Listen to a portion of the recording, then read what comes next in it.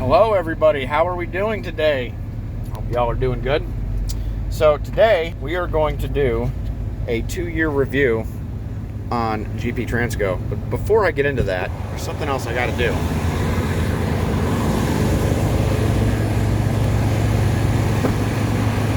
Alright. That is my truck number. Alright, see it? That's my truck, GP Transco. Pardon me, it's a little bit freaking dirty. She's a dirty girl. Maybe on my way home here. I'm on my way home tomorrow. Hopefully, we can get the old gal cleaned up. So yeah, we're gonna be doing a 2-year review on GP Transco. Full transparency, not quite at my 2-year mark yet, but it's rapidly approaching. So I figured, what the hell? The reason I put that. I wanted to put my truck number out there is because something is going to come up. It came up in my 1-year review video, and I have a counter for the people out there that claim I'm not getting the mileage. They apparently think I'm bullshitting. So we get a monthly email from GP. It's about the fuel bonus. And listed in within this email is everybody's truck number.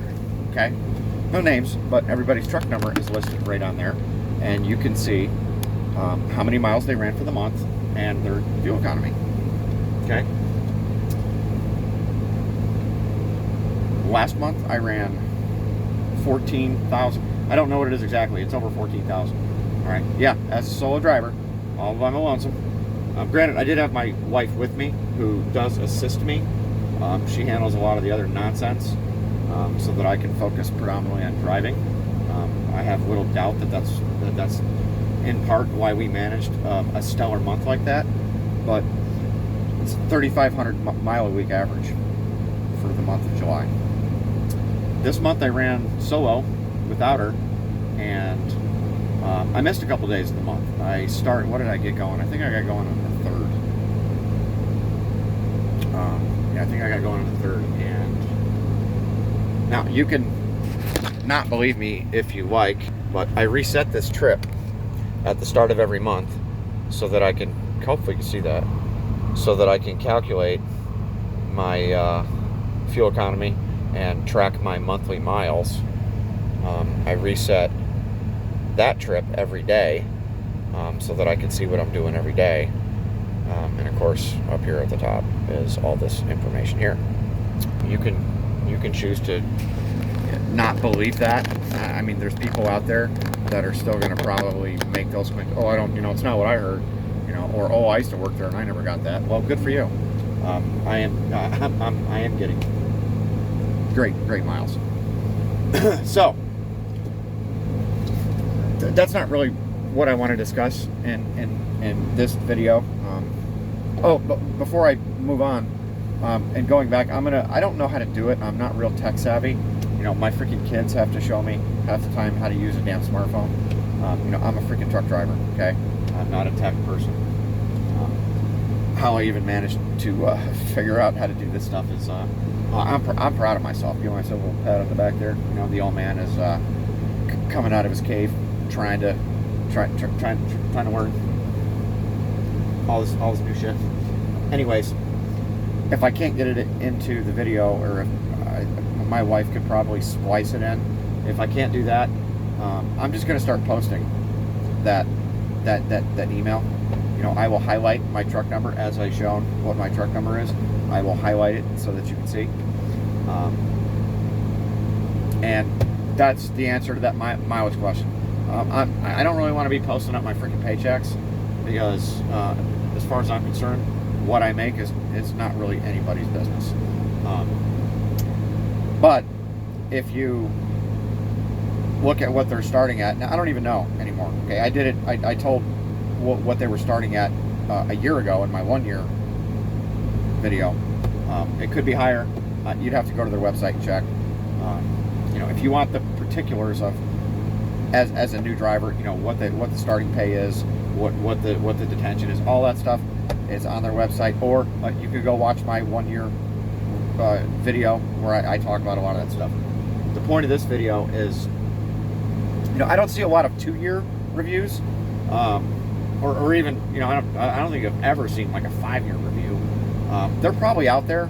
I'll be honest with you, I haven't really looked for them, but they've never popped up. I mean, if you look around, I mean, the freaking 6-month and the 1 years are pretty typical. Yeah, I'm rapidly approaching the 2-year mark, and thought, what the hell? Let's put this stuff out there, because I got some stuff to talk about that I think some people will find interesting.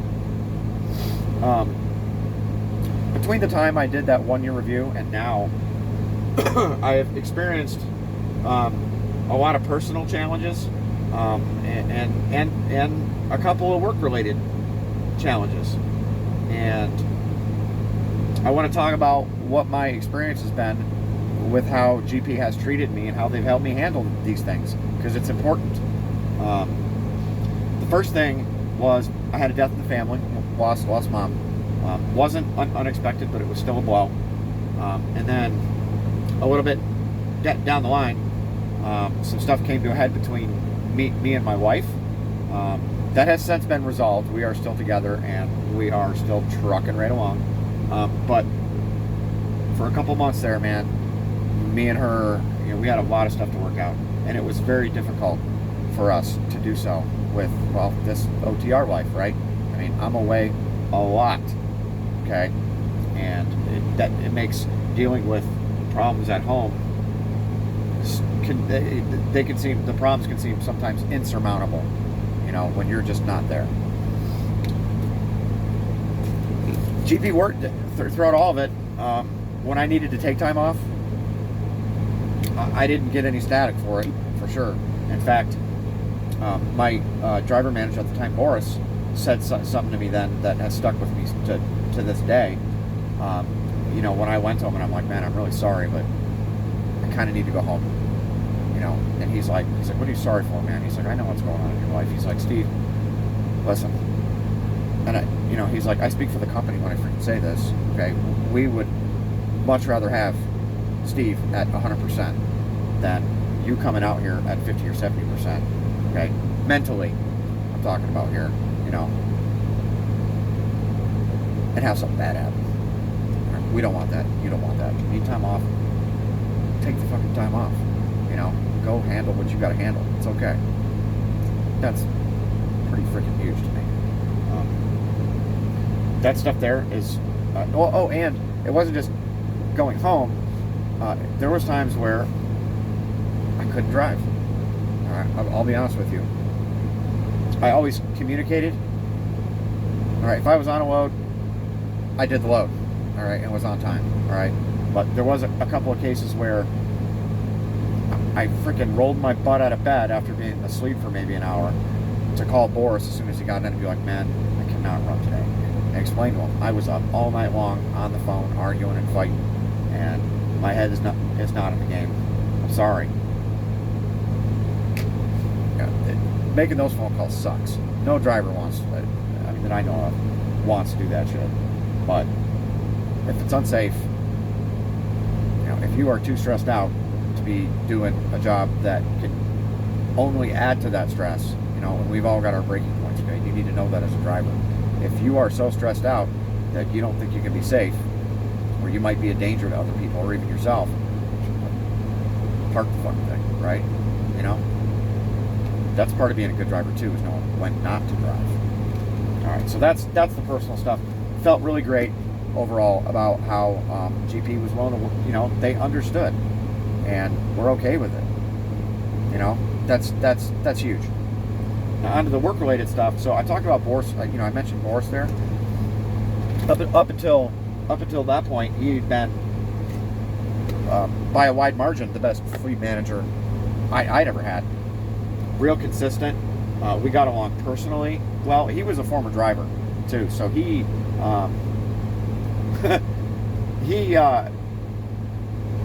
he understood things out here. However, you couldn't bullshit that guy. That's all I would say about that. He drove for 10 some odd years before moving to the office. He knows all of the tricks, and you could not bullshit that guy. You know, you couldn't pull fast one on all fours. But he was great. I freaking loved working with him, and it broke my heart when he decided to pursue another career entirely. He wanted to get out of trucking. He had done all he had wanted to do in trucking and didn't want to do it no more. You know, wasn't so much a GP thing as it just was a trucking thing, which, you know, I respect that. In fact, I respect the hell out of it. You know, smart enough to realize I'm just not happy doing this anymore. Let's go do something else. That's the good call. I think he gave a month's notice. You know, and right up until he left, he was the same boss he always was. Took care of me, great guy. Miss him. Miss him. So I ended up with a new fleet manager. Didn't go so well, guys. My mileage didn't. It suffered a little bit. All right. More, just as important though as the miles is, at least to me anyway. I was working twice as hard for a little bit less miles. The way he was running me, I couldn't get him to change. I couldn't get him to work with me on it, and I just my stress levels were through the freaking roof. I got the feeling a lot of times I wasn't even sure if he was reading the messages I would send him, and this was all work related stuff. I didn't. Me and him never really got along enough to to talk to each other about personal stuff. Half the time, like I said, I wouldn't even get a response back for half the messages I would send him. You know, that's bad enough, but you know, roughly 2 weeks in to our working relationship, okay, which is enough time I would think for a driver manager to remember who he's talking to. You know, I live in Dallas, Texas. He sends me a load one day and says, I think this load will work out great. You can get as close as you want and take a 34 at the house. The load was Columbus, Ohio area. I live in Dallas. I sent him a message back. I'm like, what the hell are you talking about? I live in Dallas, Texas, dude. He didn't even answer me back. Just left it, right? I mean, the load was fine. But the fact that he was like, you can take a 34 at the house, I was like, you forgot where I freaking live. You know, so right around the 2 week mark, maybe a couple days over the 2 week mark, you know, I'd been trying to work with the guy, and I finally was like, all right, let's make a phone call. And I called his boss and expressed my concerns, and you know, he said, okay, I'm going to look at some stuff, and I'll sit down with this person and see. He says, this seems legit, so I'll sit down with him and see if we can't work this out. While this is going on, I'll be honest with y'all. I was concerned enough that I didn't want to leave GP, okay, but I was concerned enough. I've worked for I've worked for enough other trucking companies to know or think that this might not be handled the way you'd like it to be handled. So it was more to protect myself than it was anything else. But I started looking for other jobs. I put applications in, and even told them, I don't care if you call. Yeah, I'm currently working for GP Transco. You know, I was honest with them. I told them what was going on, and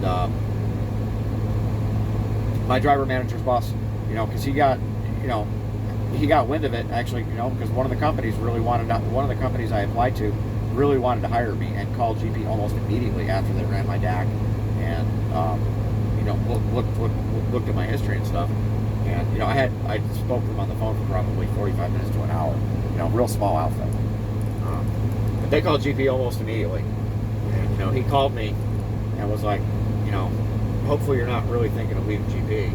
And you know, I told him, I said, I'm really not, man. But I have to protect myself in case, you know, it's that bad. You know, this situation with him, as far as it's that bad, where I'm concerned.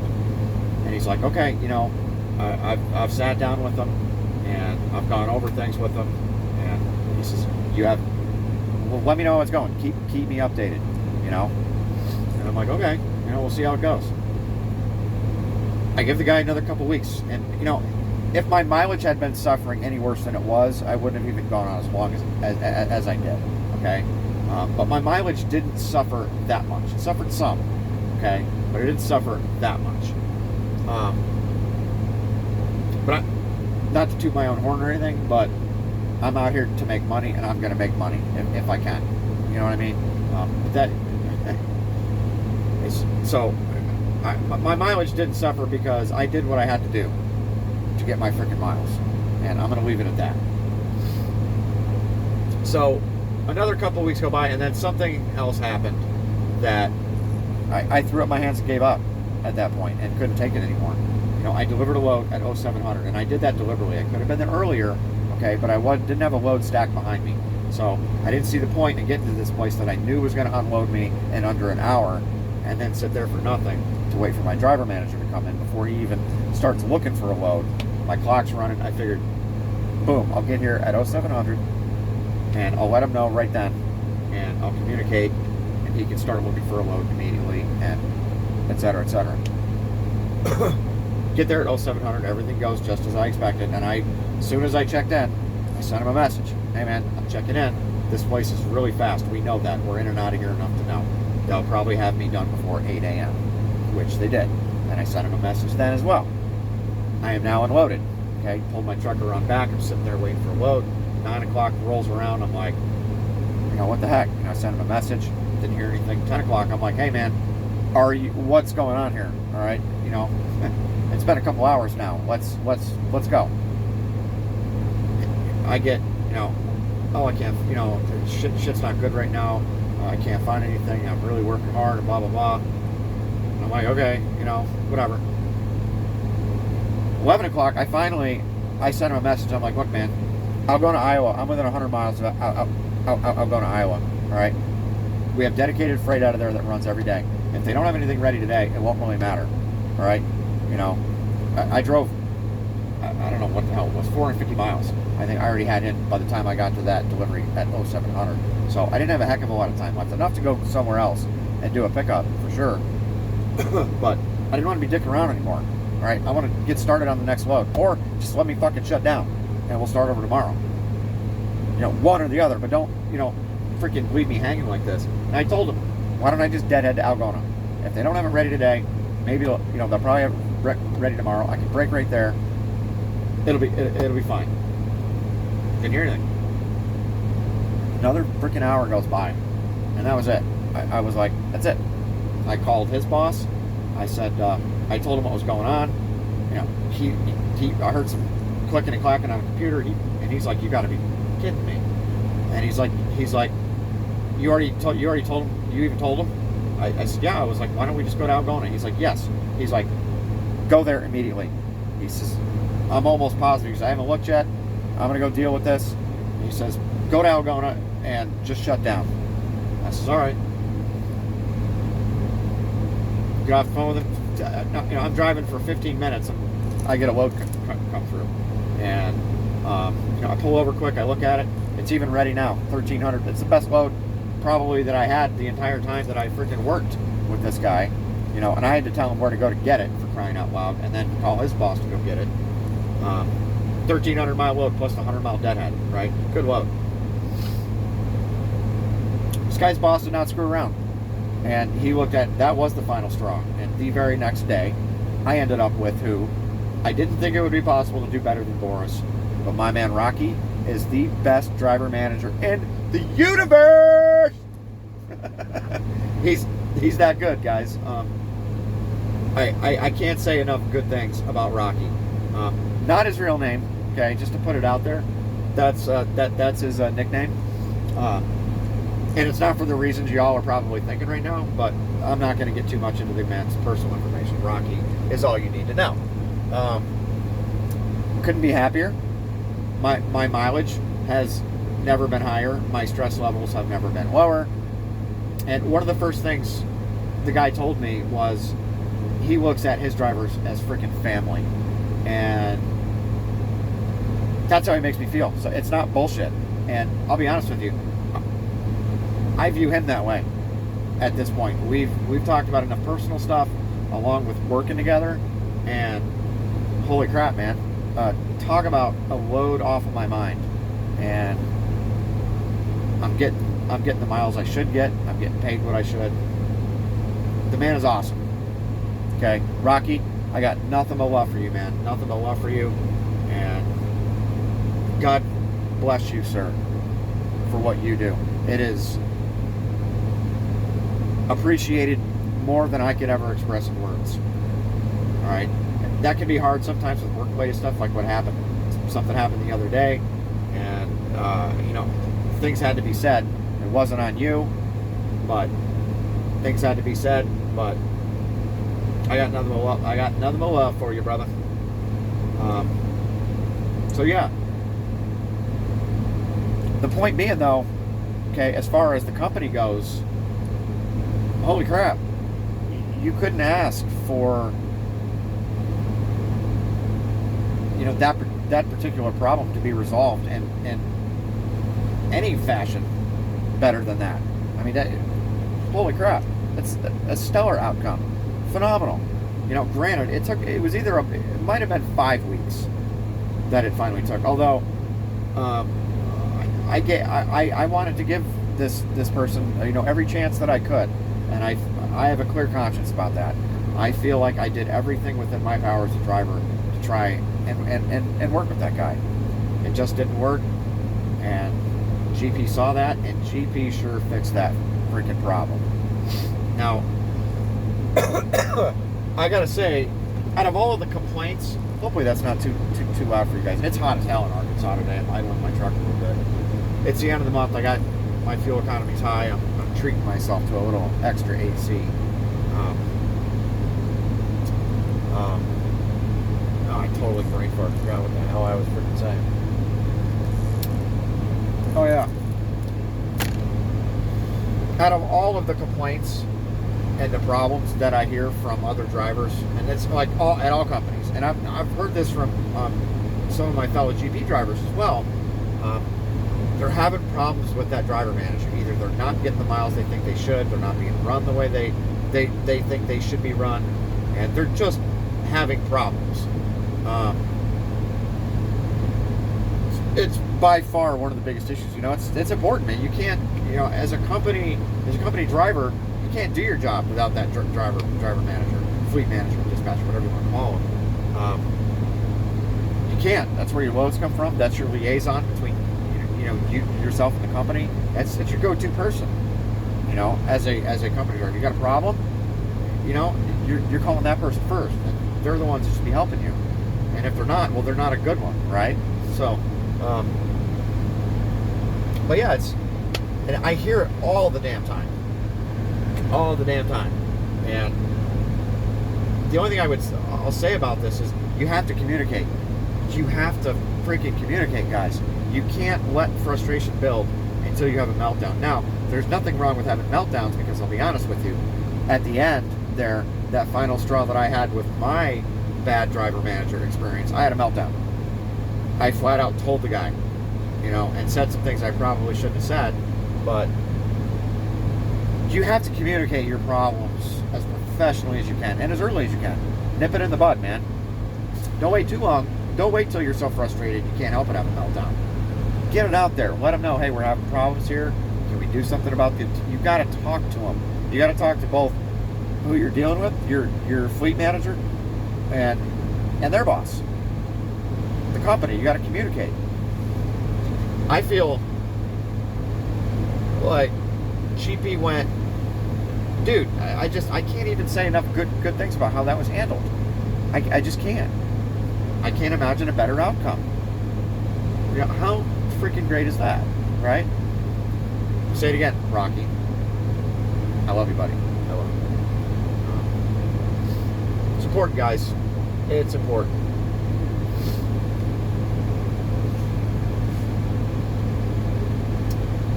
So, yeah.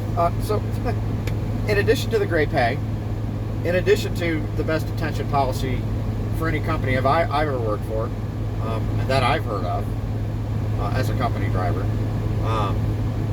great people to work for, respectful.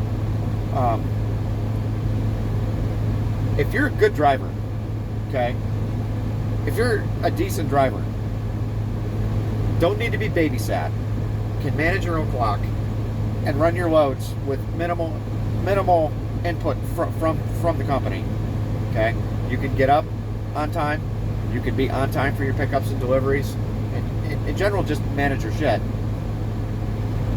GP's a good company for you. Okay, I'm not trying to knock anybody. I'm not trying to be disrespectful, but you need to take a good look at yourself. And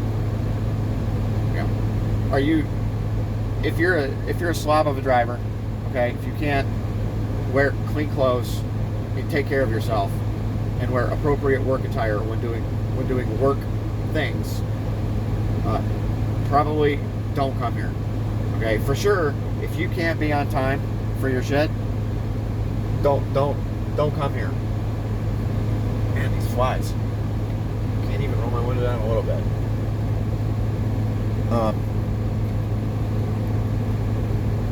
If you need the micromanagement, and be honest with yourself, all right? I don't know of anybody who's gonna. You don't have to openly admit it, but for crying out loud, before you come to a good company like GP, what kind of driver are you, and how bad do you want to be a good driver?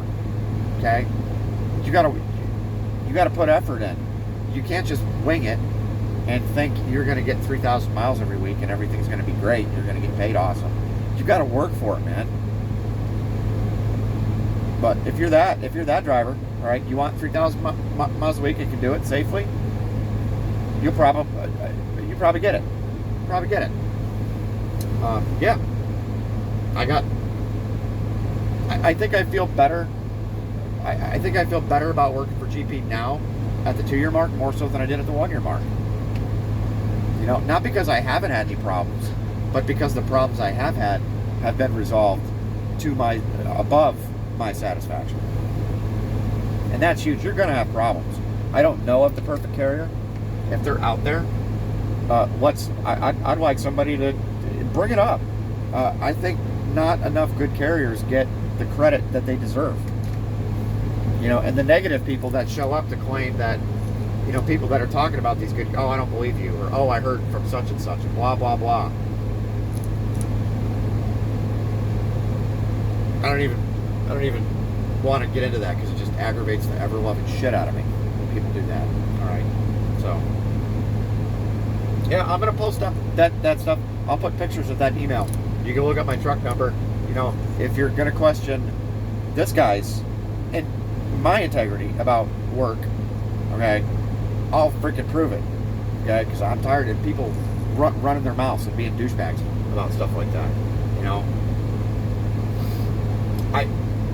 I talk about GP, because of how they've treated me. Right? I can't speak for how they treated some other driver that I don't know. Okay, and if I don't know that driver, I would, dare I say it, okay? The GP drivers that are going to show up in videos like this and claim that wasn't my experience there, I never got the miles there, or blah, blah, blah. What kind of driver are you?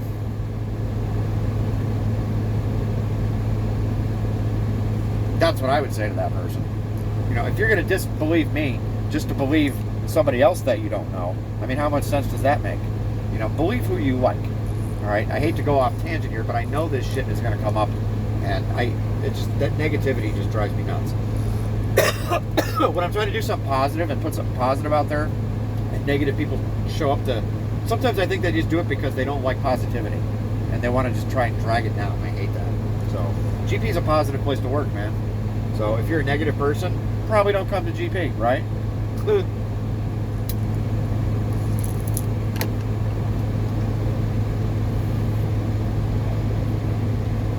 trying to think. GP did do something just for the haters, if you want to call them that. You should talk about the negative stuff too, right? Or the things that bother you. So GP did do something that, so some of you might even look at it and go, holy crap, I don't like that. Well, let's talk about that for a second here. So what they did was, they cranked the governors down to 1 mile per hour. They took the smart pass away. All right. I guess for your average person, they probably go, what? Okay, 1 mile per hour? You're going to complain about that? The truck drivers out there will tell you every mile per hour counts a lot of times. And that Smart Pass feature, in particular for the way I drive, was pretty helpful. But it bothered me that GP had to do it in the first place. So let's talk about it, right? A couple months before they did this, they sent an email out to all of the drivers. It was basically a desperate cry for help. That's what it sounded like to me. All right. To paraphrase and put it in my own language, it was,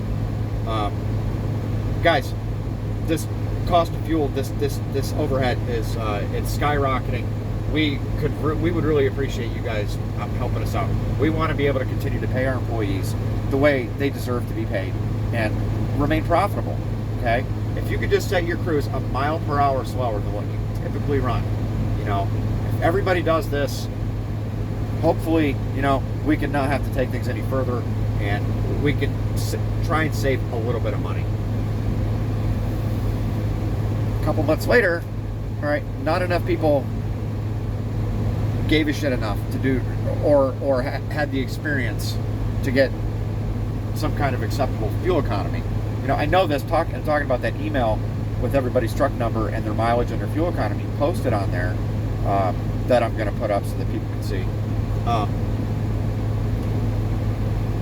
You can see what the rest of the trucks in your category are getting. You know, they don't put. I don't know if we still have any of the older Volvos that don't have that have to idle because they don't have anything on them. I don't know if we have any of those anymore. But when we did, those folks in those trucks were put in a separate category. Okay, they're not gonna insist that somebody in a truck like that gets the same fuel economy as, like, say, me in a Freightliner, a 21 Freightliner with an EPU on it. Okay, so, you know, it's fair. But most of the trucks at GP are newer trucks with EPUs on them. I have seen a couple with APUs, but yeah. Anyways, you can see on there how all the other trucks in your category are doing for fuel economy. And looking at that, you've got people and newer freaking Freightliners that are running down into the fives. My dad, who used to drive the most unaerodynamic and heavy truck on the freaking road, okay, a Peterbilt 379 with a 600 cat motor in it, okay, a stretched out rear end and a big ass long sleeper on it, would typically get in the fives. And he idled all the damn time because he never bothered to, he didn't care. He just idled the truck. You know, back in his day, fuel was cheap enough to where, you know, you could get away with that. But it's ridiculous. 5 MPGs. So I was upset about the policy because I felt like I was being micromanaged a little bit, which I've talked about it before. That's one of the big selling points for me. Sorry, somebody's backing into a spot across the way here. I want to make sure they're not going to swing their tractor and whack me while they're looking out their window over there. No, they're all right.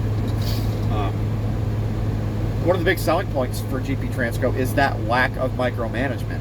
And this, I was like, crap, this is mega carrier shit now, right? And I was pissed off at first, and then, you know, after I talked to people and stuff and really thought about it, I can't fault GP for doing what they did.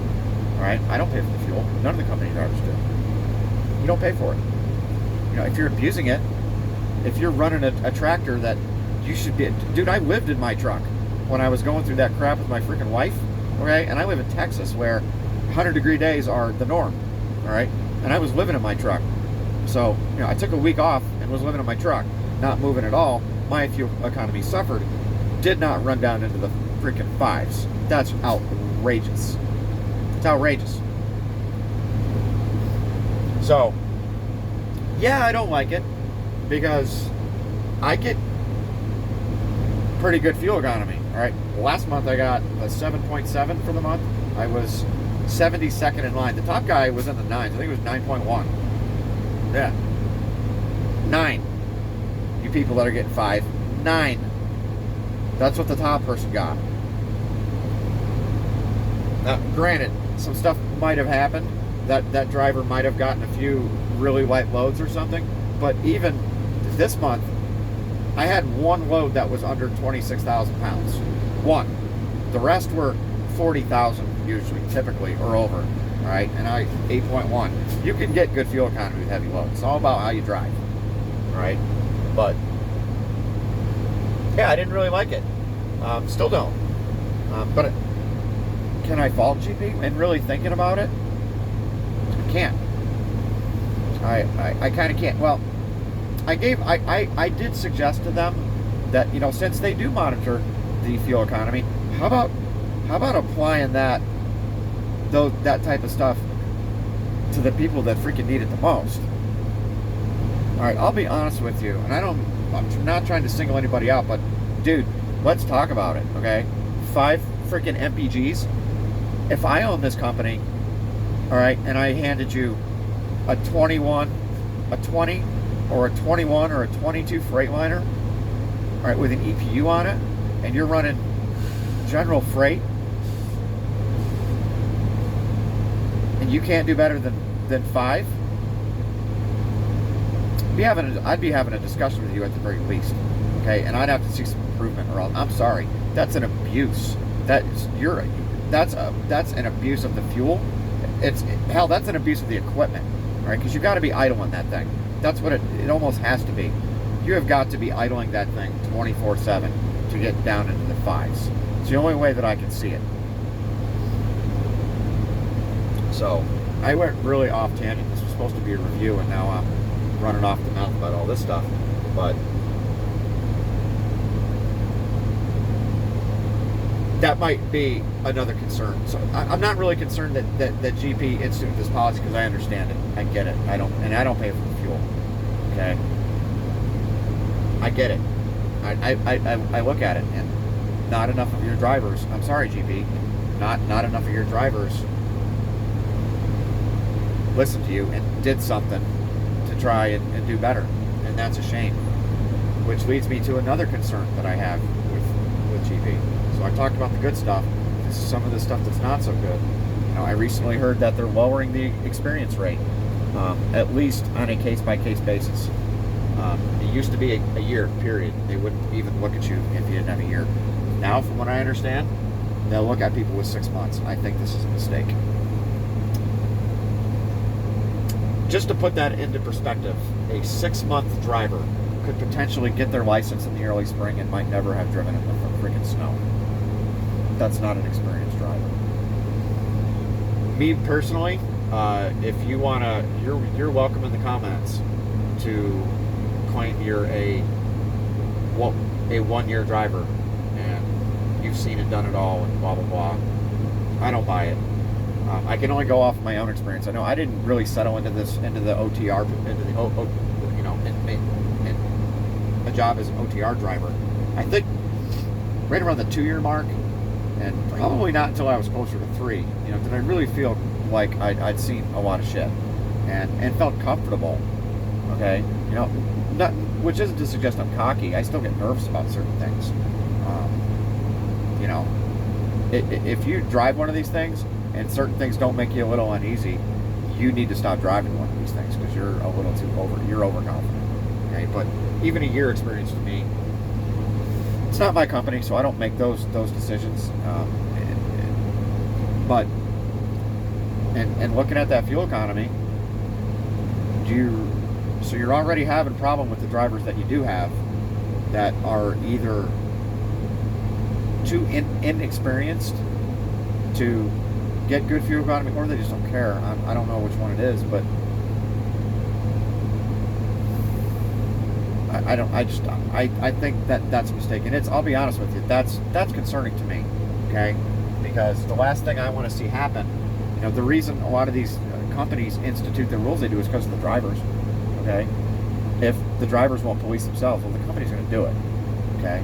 You get enough rookie drivers, you know, in addition to the ones that just don't care, or even worse, a rookie driver that doesn't care. That's how you end up with Swift or CR England or Pam. That's probably my biggest concern, is that particular direction. Now, I don't know. I don't own the company. I'm not in charge of hiring drivers. I don't know what their needs are. I don't know.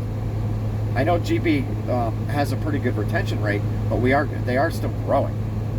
So I don't know if they're just struggling to get enough drivers to meet the increased demand that they're taking on, or if it's just the pool of drivers is so bad. I don't. I know everywhere else is struggling to get help, so maybe we're having that problem too with drivers. I don't know. I can't speak to it. I can only give my own concerns on it, and well, I did. So, but that's my only. That's you know, the only stuff that I can say. You know, other than I did talk about the cost of the health insurance, which GP is still freaking high. Still, it's still too high. All right, if you guys could get on that, I would appreciate it. I'm sure they love that. But and giving them shit about that, as I said in my first video, what they pay me more than makes up for the difference in my opinion. So, but I still don't want to pay that much for it. Who does, right? So yeah, right. Yeah, I'll be honest. I got to be honest about shit. You know, that thing right there is my biggest concern. It's really about my own concern. Which, well, you know, there's industry stuff going on that are even more concerning. You know, freight rates, cost of fuel, shit like that. You know, that's out of the company's control. That shit's concerning too, because it's, you know, even as a company driver, I'm starting to feel some of the effects of that. Like, it was tough to get me loads to get me freaking home this time. Holy crap! So that's a concern too, but that has nothing to do with GP Transco. I think they're doing everything in their power to take care of their drivers. At least to take care of their good drivers. I know they're taking care of me. All right, you know. So, all right, guys, I've really got 40 minutes. If anybody makes it all the way to the end of that, I'll probably give you a prize. If you want to comment, I would love some feedback here. You know, if you did work for GP and got a negative experience, I would love to hear about that too, and I would talk to you. And but I'm going to ask you, you know, what kind of driver are you? I don't know how you would prove it. You probably can't, but I don't know. But I welcome all comments. Just don't be freaking. Don't come in here and question me about the thing. All right, if you want to question some other stuff, fine. But don't come in here with, oh, I don't think you're getting those miles. All right, I'm so sick of that one. It's driving me freaking bonkers. And I'm like I said, I'm gonna prove it. Anyways, guys, I'm gonna have to get out of here. Again, Rocky, I love you. All right, y'all be safe. All right, take care. Keep on trucking.